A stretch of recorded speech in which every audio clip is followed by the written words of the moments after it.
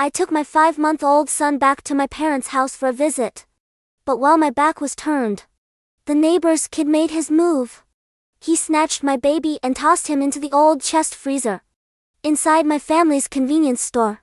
I searched frantically all night, completely losing my mind, until some sick instinct finally drew me to the freezer. When I opened the lid, the sight of my son's frozen, stiff body shattered me. I rushed him to the hospital like a mad woman. The doctors pronounced him dead on arrival. After we called the cops, they pulled the security footage. The monster who dumped my baby into that freezer was the 10-year-old boy from next door. But because of his age, he walked away without a single criminal charge. His family threw a 6-figure settlement at me, expecting to just sweep it all under the rug. I refused to let it go. I grabbed a knife, dead set on getting the little psycho myself to avenge my son. But halfway there, a Volvo slammed into me at full speed. It didn't just hit me. It backed up and ran over my body a few more times. It completely crushed me, making absolutely sure I stopped breathing before speeding away from the scene. Then I opened my eyes. I was right back in. That very same afternoon I first arrived at my parents' house. A split second of pure vertigo hit me. The moment I stepped back into the house, I looked down at my empty arms, panic seizing my throat. I immediately bolted into the bedroom. There he was, my 5-month-old son Leo, lying in his crib, reaching his chubby little hands up toward me. My heart finally dropped back into my chest. I didn't waste a single second. I grabbed Leo, bundled him up, and sprinted straight to my older sister, Sarah's house a few blocks away. I begged her to watch him for the afternoon. Then I walked back to my parents' family convenience store. I was pretending absolutely nothing was wrong. I needed to know exactly what that little psycho from next door was really plotting. On the walk back after spending hours chatting at Sarah's place, I saw our neighbor's kid standing right by the front door. He flashed me a twisted, self-satisfied grin. It was the exact same sickening facial expression from my past life. It made my skin crawl. He clearly knew who I was. "Hey, Aunt Emily," he chirped. I nodded, masking the storm brewing in my eyes. I figured my parents probably brought my name up. But as I started walking up the stairs to our apartment, I noticed he was tailing me. In the dim light of the stairwell, I could hear his rhythmic creeping footsteps. Took a step, he took a step. I picked up my pace until I reached our door, at which point he finally skipped happily back toward his own apartment. My dad opened the door looking frantic. "Where the hell have you been all afternoon? Did you take the baby?" I hadn't told my parents I was moving Leo. I was just about to nod when a blood-curdling scream echoed from the convenience store. "Downstairs!" It was my mom's voice. My blood ran cold. I rushed down the stairs and practically tore through the store aisles. "Mom, what's wrong? What happened?" My mother was trembling violently, her pale finger pointing toward the old chest freezer. I walked over. I ripped the lid open. My breath hitched. Sitting right there in the frost was the frozen, stiff body of a tiny infant. I knew for an absolute fact that Leo was safe at Sarah's house. So who the hell was this baby? Looking at the tiny, rigid corpse, it was clear he had been tossed in here earlier this afternoon. The skin was already a pale, disturbing purple. Frost clung to the baby's eyelashes, making it difficult to make out his features. My mom had never seen anything this horrific in her entire life. All the color drained from her face, and she looked like she was going to pass out, right into the ice cream cooler. She kept grabbing my arm, sobbing, asking if the baby in the freezer was real. I honestly didn't know what to say to her. I told my dad, who had just rushed downstairs to hold my mom and keep her away from the freezer. Then I pulled out my cell phone and dialed 911 immediately. While we waited, a crowd of neighborhood folks swarmed the front of our bodega. Drawn by my screaming mother, they all wanted a peek at the morbid spectacle. I stared down into the freezer, racking my brain. Who was this kid? Looking strictly at the facial structure, there was a creepy resemblance to my own son, Leo. But I swore on my life I had never seen this baby before. But there was one thing I was 100% certain of. Tommy, the little 10-year-old bastard from next door, threw this baby in here. Suddenly his smug little smile from the stairwell made perfect sense. It was the smile of a successful predator. A wave of pure terror washed over me. The hairs on my arms standing straight up.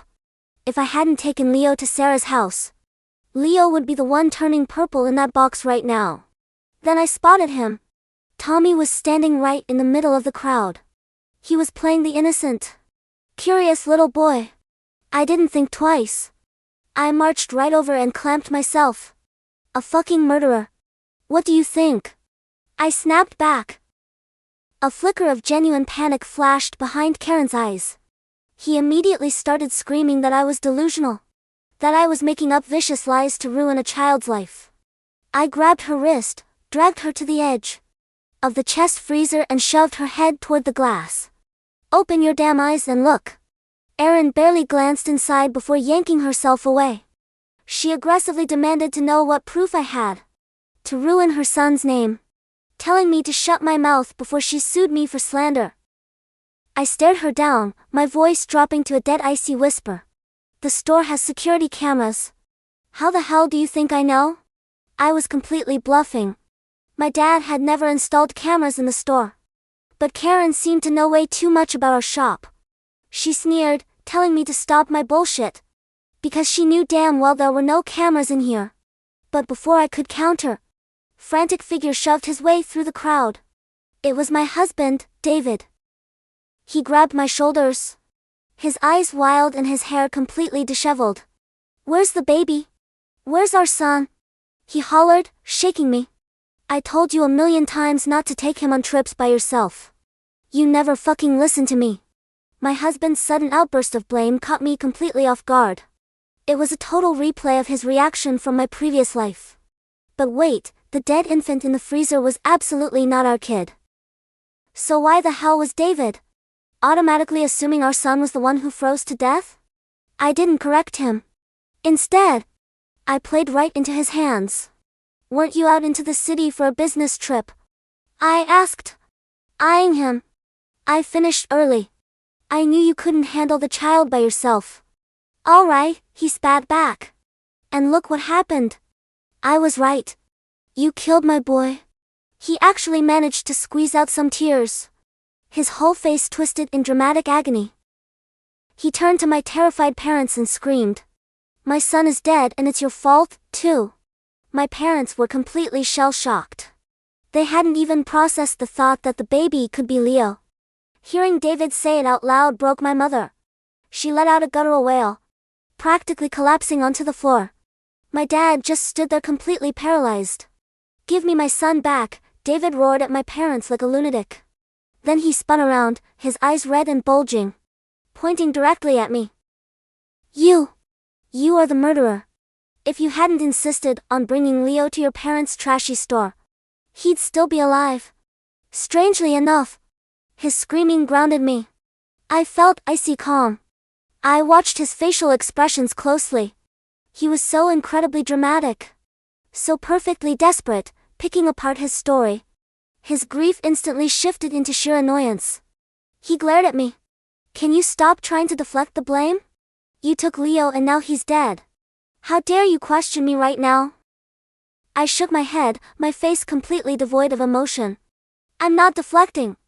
I'm just curious." The second the words left my mouth, David backhanded me across the face hard.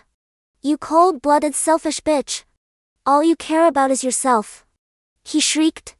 "Your whole family is a sick joke and you all deserve to rot in hell." The metallic taste of blood flooded my mouth. I didn't fall. I didn't cry. I didn't even raise a hand to my stinging cheek. I just slowly turned my head back to look at David. His chest was heaving, his face contorted into a mask of righteous indignation. To the murmuring crowd pressing against the store windows, he looked like a grieving, shattered father lashing out in unimaginable pain. But to me, he looked like a rat caught in a trap of his own making. "Are you done?" I asked. My voice was eerily steady. Too steady. David blinked, his full rage faltering for a fraction of a second. He had expected me to collapse, to sob, to beg for forgiveness, just like I had in my past life when my world had been violently ripped apart. He expected the gaslighting to shatter my psyche. Instead, he was staring into the dead, unblinking eyes of a woman who had already been murdered. "You're sick," David spat, trying to recover his momentum, playing to the audience of horrified neighbors. "You're in denial. You killed him, Emily. You killed Leo. Move! Police! Step aside!" The wail of sirens finally cut through the heavy, suffocating air of the bodega. 4 uniformed officers shoved their way through the front door, their hands resting cautiously on their belts. The crowd parted. "Who called 911? The lead officer demanded, his eyes sweeping the chaotic scene: my mother sobbing on the floor, my father frozen in shock, David performing his theatrical grief, and me, standing perfectly still. "I did," I said, raising my hand. I pointed a single, steady finger at the chest freezer. "There is a dead infant in there." The officers' expressions hardened instantly. 2 of them rushed to the freezer. I watched the lead officer look inside. He was a veteran, gray at the temples, a man who had likely seen terrible things, but the sight of the tiny, frost-covered, purple corpse made him physically recoil. He swore under his breath and immediately keyed his radio. "Dispatch, we have a code 10 to 54. Pediatric DOA. Get forensics down here, right now. Seal the block." David lunged forward, throwing his arms around the officer. "It's my son. It's my boy. My wife brought him here and she let him die. Arrest her." The officer gently but firmly pushed David back. "Sir, I need you to calm down. We need to secure the scene." He turned to me, his eyes full of pity and suspicion. "Ma'am, is this your child?" I looked at David. I watched his chest puff out, ready to double down on his performance. I watched Karen, the neighbor from hell, standing near the snacks aisle, clutching her 10-year-old psychopath son Tommy to her side, watching the chaos with a morbid, satisfied gleam in her eyes. I reached into my pocket and pulled out my cell phone. "No, officer," I said clearly, my voice carrying over the silence of the store. "That is not my child." David froze. The theatrical tears stopped rolling. "What are you talking about?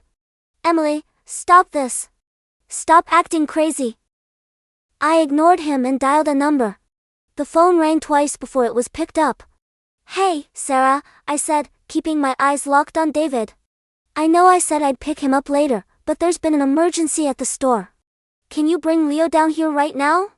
"Yes. Just walk him right past the police tape." I hung up the phone. The silence in the store was absolute. It was so quiet you could hear the hum of the freezer compressor kicking on. All the color drained from David's face. His tan skin turned a sickly, translucent shade of gray. His mouth opened, but no sound came out. Karen stepped back, her hand tightening so hard around Tommy's shoulder that the boy winced. "Ma'am?" The lead officer frowned, confused. "Did you just say your son is with your sister?" "Yes," I replied calmly. "My 5-month-old son, Leo, has been at my sister Sarah's house for the last 4 hours. He is alive, he is warm, and he is perfectly safe. Which is why I find it incredibly disturbing that my husband," I gestured to David, whose knees looked like they were about to buckle, burst in here, took one look at a frozen, discolored corpse, and immediately started screaming that it was our son. 10 minutes later, the crowd outside parted like the Red Sea. Sarah, looking panicked, rushed through the front doors clutching a blue baby carrier against her chest. Inside the carrier, bundled in his thick fleece onesie, Leo let out a soft, happy coo, reaching his chubby little hands up toward the flashing red and blue police lights outside. My mother let out a scream of pure, unadulterated relief. She scrambled off the floor and threw her arms around Sarah and Leo, sobbing hysterically. My dad buried his face in his hands, weeping openly. I walked over, kissed my son's warm forehead, and then turned back to the police. "That is my son, Leo," I said. Then I pointed back to the freezer. "So, I'll ask again. Whose baby is in that box?" The lead officer slowly turned his gaze toward David. The pity was gone. Now, it was the cold, hard stare of a predator locking onto prey. "Mr. Sterling, the officer said, stepping toward David. If your son is alive, why did you just identify that deceased child as yours? I. David stammered, stepping backward until his back hit the cash register counter. Sweat began to bead on his forehead. I was confused. I was in shock. Emily said she brought the baby to the store. I walked in, I heard screaming, I saw a baby. I just assumed. Anyone would have assumed. You didn't assume, I said, my voice cutting through his lies like a scalpel. You didn't ask what happened. You didn't ask where Leo was. You walked in and immediately screamed that I killed him. You blamed me. You blamed my parents. You had your script perfectly memorized, David. Shut up. David barked, his voice cracking with panic. I am the victim here. You're trying to frame me. Frame you for what? The officer asked sharply. Nobody accused you of anything yet, sir. David realized his slip. He clamped his mouth shut, his eyes darting frantically around the room until they landed on Karen and Tommy. I caught the look. It was a microscopic exchange, but to a woman who had come back from the dead, it was as bright as a neon sign. Karen's eyes were wide with terror. She gave David an almost imperceptible shake of her head. Tommy just looked annoyed, as if his favorite toy had been taken away. They're all in on it, I realized. The icy calm in my veins solidified into something darker. Something lethal. The police separated us. They took David to the precinct for a formal statement. They took Karen and Tommy into a separate cruiser for questioning, since my mother admitted she had seen Tommy lurking around the store earlier. Forensics arrived in white hazmat suits to carefully extract the tiny, frozen body from the chest freezer. I stayed behind to give my statement. I played the part of the traumatized, confused wife perfectly. But the second the police left, I didn't cry. I didn't seek comfort from my parents. I went straight to the back office, booted up my dad's old desktop computer, and went to work. If the dead baby wasn't Leo, who was it? And why was it here? The similarities between the frozen baby and Leo were uncanny. The same tuft of dark hair, the same pale complexion. In a frozen, slightly discolored state, anyone could have mistaken that baby for Leo. Which meant this wasn't an accident. It was a premeditated body double. David had intended for the police to find a dead baby, assume it was Leo, and cremate the remains before anyone asked too many questions. But where do you get a spare baby? I logged into our shared bank accounts. Nothing unusual. Then, I accessed David's laptop, which he had foolishly left in his home office when he supposedly went into the city for a business trip. I knew his passwords. He used my birthday. I spent 3 hours digging through his encrypted files, his hidden browser history, his deleted emails. And then, at 2 a.m., I found it. An offshore account. Massive, crippling debts. David was in the hole for $1.5 million to an illegal underground sports betting syndicate. They had given him a deadline, the end of the month, or they would break his legs. Then, I found the email from a sketchy offshore life insurance broker. David had taken out a $3 million life insurance policy on Leo just 2 months ago. My stomach churned, bile rising in my throat. He wanted our son dead for the payout.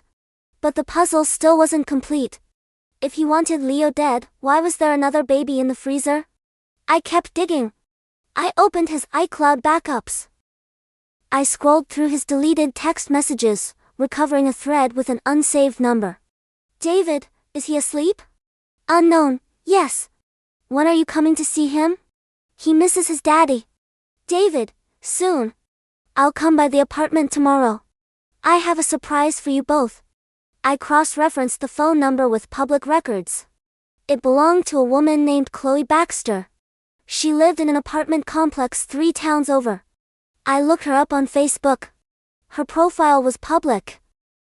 Her cover photo was a picture of her holding a baby boy. A baby boy with a tuft of dark hair and a pale complexion. A baby boy who looked exactly like Leo. My heart completely stopped. The horror of the reality washed over me, so depraved, so monstrously evil that it defied human comprehension. David had a mistress. He had a second, illegitimate son. The pieces fell into place with sickening clarity. David owed the mob millions. He needed the insurance payout from Leo's death. He paid Karen to let her psycho son Tommy do the dirty work, keeping his own hands clean. But I had taken Leo to Sarah's house. When David arrived at the apartment to oversee the accident, Leo wasn't there. Panicking, knowing the mob deadline was looming, David had done the unthinkable. He had gone to his mistress's apartment, stolen his own illegitimate child, brought him back, and handed him to Tommy. He sacrificed his second son to fake the death of his first son, planning to kill two birds with one stone, rid himself of the mistress's child support demands, and collect the $3 million payout on Leo. David wasn't just a cheater. He wasn't just a fraud. He was a monster. And monsters don't deserve the justice system. They deserve the slaughterhouse. The next morning, I drove to Chloe Baxter's apartment. I didn't knock. I pounded on the door until a frantic, tear-stained woman opened it. She looked exactly like her photos, only her eyes were bloodshot and she was trembling violently. "Who are you?" she asked, her voice cracking. "My name is Emily Sterling," I said. "I'm David's wife." Chloe gasped, taking a step back, her hands flying to her mouth. You know?" "I know everything, Chloe. But more importantly, I know you called the police this morning because your son Toby is missing." Chloe lunged forward, grabbing my jacket, her nails digging into the fabric. "Where is he? Did David take him?" "David came over yesterday. He said he wanted to take Toby to the park to bond with him, and he never came back. His phone is off. The police won't issue an Amber Alert yet." I looked at this woman. I should have hated her. She was sleeping with my husband. But right now, she was just another mother whose world had been shattered by the same demon who destroyed mine. I gently grabbed her wrists and pulled her inside, closing the door behind us. "Chloe, you need to sit down," I said softly. "Where is my baby?" she screamed, thrashing against my grip. "Chloe, sit down." My tone was absolute. The voice of a dead woman. She collapsed onto the couch, sobbing. I knelt in front of her. I didn't sugarcoat it. I didn't offer empty platitudes. "Yesterday afternoon, David handed your son to a 10-year-old boy. That boy put Toby into a chest freezer, locked the lid, and left him there to suffocate and freeze to death. The police have Toby's body at the county morgue right now. David intended to pass Toby off as my son, Leo, to collect a $3 million life insurance payout." Chloe stared at me. For 10 full seconds, her brain simply refused to process the words. Then, the realization hit her. It didn't come out as a cry. It came out as a visceral, animalistic howl of agony that shook the very foundations of the apartment. She tore at her hair. She screamed until her vocal cords shredded, vomiting onto the carpet as her mind broke. I sat beside her. I held her hair back. I waited for the initial wave of insanity to pass. When she finally slumped against the sofa, gasping for air, her eyes hollow and dead, I leaned in close. "The police suspect David, but they don't have proof," I whispered. "David is going to spin this. He's going to say someone kidnapped Toby. He's going to use his lawyers to pin it on the 10-year-old boy. He might even walk free." Chloe looked at me, her eyes slowly filling with a dark, bottomless hatred. "I want him dead. I want him torn into pieces." "I know," I said. "I know exactly how you feel. Do exactly what I say, and I promise you, we will send him straight to hell." I returned to my parents' apartment above the store. David had been released from police custody pending further investigation. He was sitting at the kitchen table, nursing a glass of whiskey, his leg bouncing nervously. When I walked in, he jumped. "Emily," he said, plastering on a look of profound exhaustion. "God, what a nightmare. The police, they found out whose baby it was. Some woman named Chloe. Apparently, she's a local addict. They think she wandered in and dumped her baby in your parents' freezer while she was high." The lie was so smooth, so practiced. I walked over to the sink, poured myself a glass of water, and turned to face him. I let my shoulders slump. I made my eyes wide and vulnerable. "David, I'm so scared," I whimpered, letting a tear slip down my cheek. "The police were asking me all these questions about our finances. They asked about a life insurance policy." "Why would they ask about that?" David's hand froze halfway to his mouth. The whiskey sloshed in the glass. They're just fishing, Am. It's standard procedure. Don't talk to them anymore without a lawyer, okay? I'll handle everything. Okay, I whispered, walking over and wrapping my arms around his neck. I pressed my face into his shoulder so he couldn't see the murderous glare in my eyes. I trust you. That night, after David fell asleep aided by the 2 crushed Ambien I had slipped into his whiskey, I snuck out of the apartment. I went next door. I picked the cheap lock on Karen's apartment door. Karen was sitting on her couch in the dark, chain-smoking cigarettes, watching the news on mute. When she saw me step out of the shadows, she dropped her cigarette on the rug, letting out a stifled shriek. Shut up, I hissed, stepping forward and pressing the cold blade of a kitchen knife directly against her throat. Not a sound, Karen. She froze, her eyes wide with terror, the smell of cheap tobacco and stale wine radiating off her. You think you're smart? I whispered, pressing the blade just hard enough to break the top layer of skin. A tiny bead of blood welled up. You think David is going to protect you? I don't know what you're talking about. She choked out. I pulled out my phone and played an audio recording. It was a fabricated deepfake audio file I had spent the last 3 hours generating online, using snippets of David's voice from old home videos. Karen is a liability, the AI generated David said through the phone speaker. Her psycho kid put the baby in the freezer. She has the K in her bank account. I'm giving an anonymous tip to the cops tomorrow. They take the fall, I walk away. It's perfect. I paused the recording. Karen's face went paper white. That bastard, she breathed. That lying, miserable piece of shit. He promised me. He said if Tommy did it, it would be treated as a juvenile accident. No jail time, just probation. He played you, I said, pulling the knife back an inch.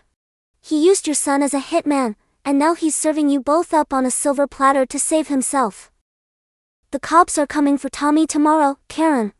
They're going to put him in a psych ward until he's 18, and they're going to charge you as an accessory to murder. Karen began to hyperventilate. What do I do? Oh God, what do I do? You're going to help me destroy him, I said. Before he destroys you. I gave her the instructions. It was simple. She was going to call David tomorrow morning. She was going to tell him that Tommy had kept a souvenir. From the baby, a blood-stained blanket, and that she was going to the police with it unless David met her to pay her another $200,000 in cash to leave the state. He'll kill me, Karen whispered. He'll try, I corrected. But I'll be there. The trap was set at the abandoned industrial park on the edge of town, right by the old shipping docks. It was desolate, surrounded by rusted shipping containers and crumbling concrete. I parked my car a few blocks away and walked in. The sky was overcast, heavy with the promise of rain. The air felt exactly like it had in my past life, thick, oppressive, smelling of ozone and wet asphalt. Karen stood shivering in the center of the massive, empty lot. I was hidden behind a rusted-out forklift 50 yards away, a heavy steel crowbar gripped tightly in my hands. Chloe was stationed at the only exit to the lot, sitting behind the wheel of a stolen, heavy-duty Ford F-250 pickup truck. At exactly 4 p.m., the roar of an engine echoed through the lot. A silver Volvo sedan sped around the corner. My breath caught in my throat. My ribs ached with phantom pain. It was the exact same car. The same dent on the bumper. The same tinted windows. The memories of my bones snapping under those tires flooded my brain, threatening to paralyze me. I bit the inside of my cheek until it bled, using the sharp pain to snap myself back to reality. Not this time.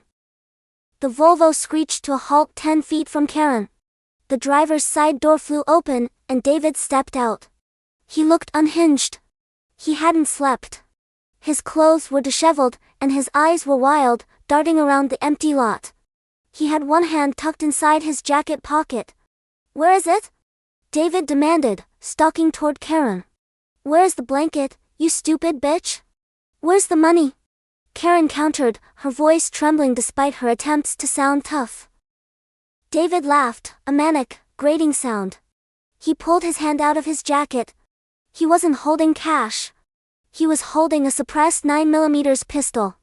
You think you can extort me? David snarled, leveling the gun at her chest. You and your freak of a son ruined everything. You took the wrong baby. You gave him the baby. Karen screamed, backing up. You brought that kid to my apartment.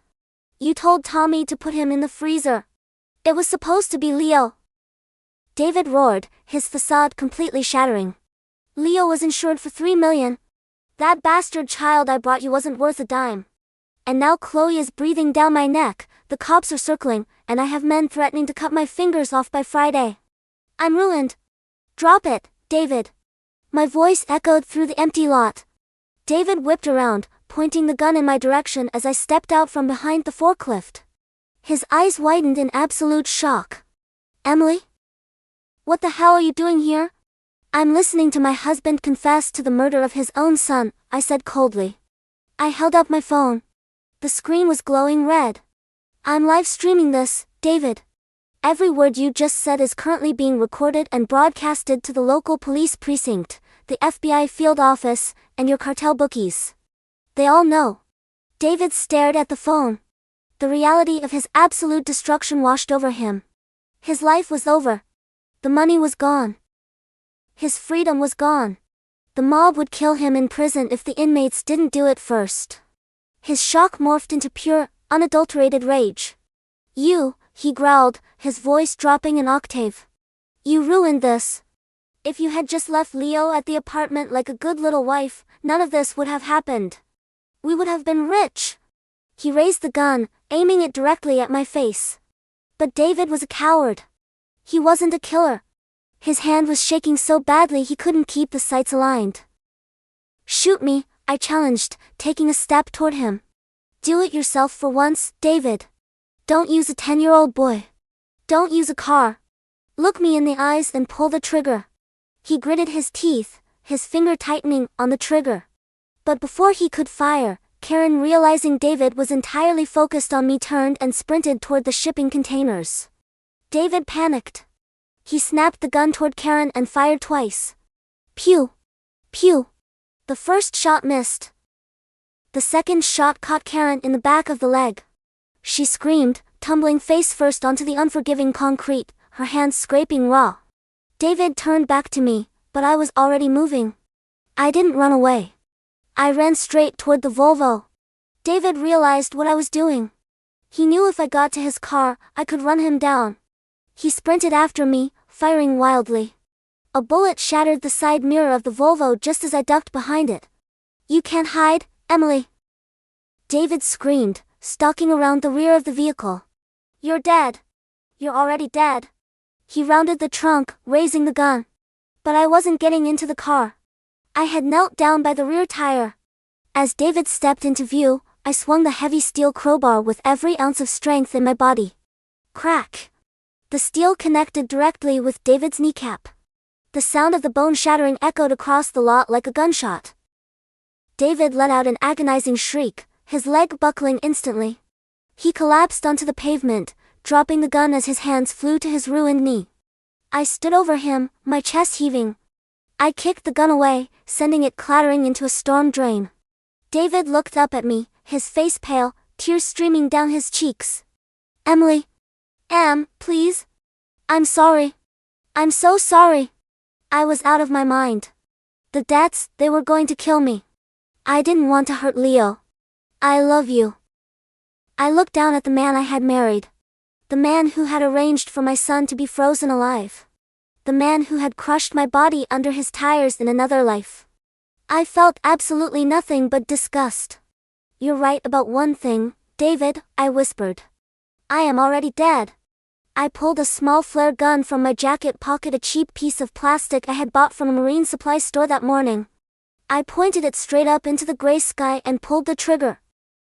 A bright red flare shot up into the clouds, illuminating the dreary lot. It was the signal. From the far end of the lot, the deafening roar of a heavy-duty diesel engine shattered the silence. David turned his head, his eyes widening in horror. The stolen Ford F-250 was accelerating across the pavement, coming straight for us. Behind the wheel, her face an emotionless mask of pure, avenging wrath, was Chloe. No, David whispered, trying frantically to crawl backward, dragging his shattered leg across the concrete. No, no, no! Emily, stop her. Please.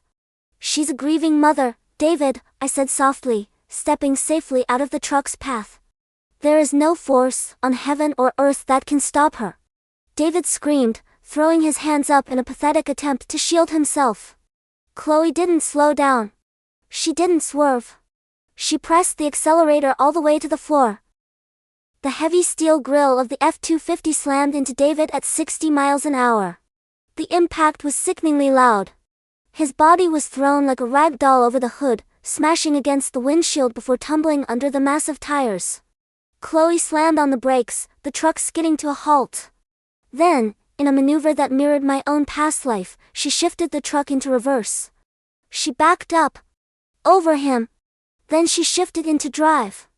And ran over him again. She did it 3 times. Making absolutely sure he stopped breathing. When the truck finally idled, the silence returned to the lot, broken only by the sound of Karen sobbing from the shipping containers where she lay bleeding. Chloe stepped out of the truck. She was covered in sweat, her chest heaving, but her eyes were clear. The madness was gone. The ledger was balanced. We stood together over the mangled remains of David Sterling. Are we good? Chloe asked, her voice raspy. We're good, I said. I wiped down the crowbar with a rag, tossed it into the back of Chloe's truck, and pulled out my phone to dial 911. Yes, emergency? I said, injecting the perfect amount of panic into my voice. I need an ambulance and police at the old industrial park. My husband, he brought me here. He shot our neighbor Karen. And then, oh God, a truck just came out of nowhere. A hit and run. He's dead. My husband is dead. I hung up the phone. Chloe gave me a solemn nod, climbed back into the truck, and sped away, leaving the stolen vehicle to be found burned out in a ditch a few miles away. I walked over to Karen, who was clutching her bleeding leg. She looked up at me in absolute terror. You tell them exactly what happened, I whispered to her. You tell them David shot you because you found out he murdered Toby. You tell them David was run over by a random cartel hit squad collecting his debt. If you say a single word about me or Chloe, I will come to your hospital room, and I will finish what David started. Do you understand? Karen nodded frantically, tears mixing with the dirt on her face. Yes. Yes. I understand. 2 years later. The justice system is a funny thing. When the narrative is wrapped up with a neat little bow, a desperate man, a massive gambling debt, a cartel hit and run, and a neighbor caught in the crossfire, the police don't tend to look too closely at the grieving widows. David's death was officially ruled a homicide by persons unknown, linked to his offshore syndicate debts. The life insurance policy on Leo was obviously voided, but because David had died, his own life insurance policy, a modest $1 million, paid out to me. Karen survived her gunshot wound. She struck a plea deal with the prosecution. In exchange for testifying about David's plot to fake Leo's death using Toby, she received a reduced sentence of 10 years in a federal women's penitentiary for conspiracy to commit fraud and accessory to murder. Her son, Tommy, didn't fare as well. With his mother in prison and his sociopathic tendencies fully exposed during the psychiatric evaluations, the state deemed him a severe danger to society. He was remanded to a maximum security juvenile psychiatric facility. The doctors there noted that he showed absolutely no remorse for putting an infant in a freezer. They recommended he remain institutionalized indefinitely. He would never see the outside of a padded cell again. Chloe moved to the West Coast. I sent her half of David's life insurance money through an anonymous trust. It wouldn't bring Toby back, but it would give her the means to start a new life, far away from the ghosts of the past. We never spoke again. It was safer that way. As for me, I sat on the front porch of my new house, a beautiful wraparound farmhouse situated on 10 acres of private, quiet land. The sun was setting, casting a warm golden glow over the green grass. The front door opened, and Leo ran out onto the porch. He was 2.5 years old now, full of energy, his dark hair bouncing as he chased our golden retriever across the yard. His laughter rang out, bright and pure, entirely untouched by the darkness that had once threatened to consume him. I smiled, taking a sip of my coffee. I had been dragged through hell. I had felt the cold, crushing weight of a steel bumper ending my life. I had stared into the eyes of monsters who wore the faces of family and neighbors.